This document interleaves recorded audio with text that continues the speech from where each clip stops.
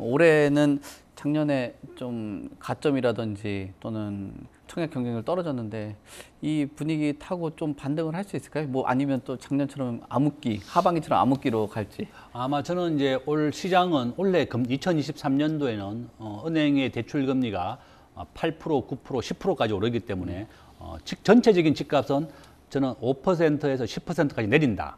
분명히 올해 내립니다. 은행 기준금리가 계속 1년 동안은 오르기 때문에 그렇고. 그렇지만 올 하반기부터는 다시, 왜냐 분양시장을 받는 게 좋은 방법은 지금 현재 계약금 20%만 넣으면 됩니다.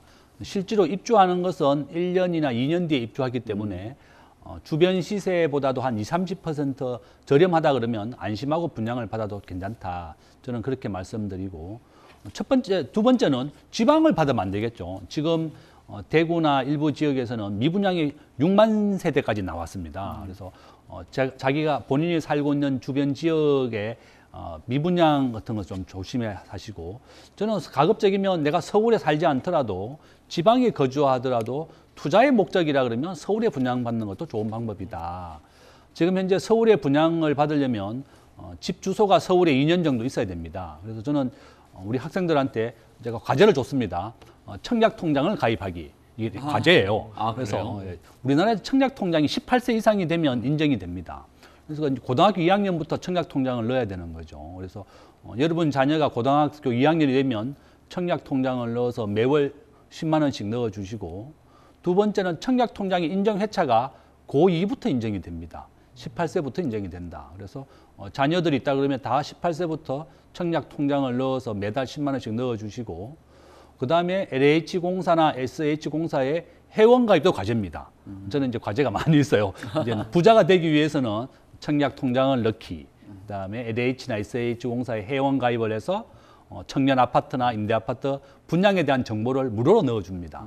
이러한 부자가 되기 위해서는 공부를 많이 해야 됩니다. 그래서 이런 청약 제도를 열심히 해야 되고, 또 주소가 서울에 있어야 되기 때문에 지방에 계신 분들은 꼭 가급적이면 자녀가 서울에 학교를 다니고 있다 그러면 가급적이면 주소를 서울로 옮겨줘라.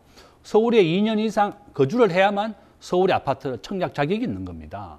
그래서 그러한 제도와 규정, 부자가 되기 위해서는 공부를 좀 해야 되니까 그렇게 해야 되겠고, 저는 아마 이제 남들이 전부 다 주식이나 부동산 시장 똑같이 갑니다. 앞에서 말씀드린 것처럼 가격과 금리는 마이너스 0.7로 완전히 반대의 관계에 있는데, 금년 하반기부터는 다시 금리가 내리거나 유지되기 때문에 그렇다.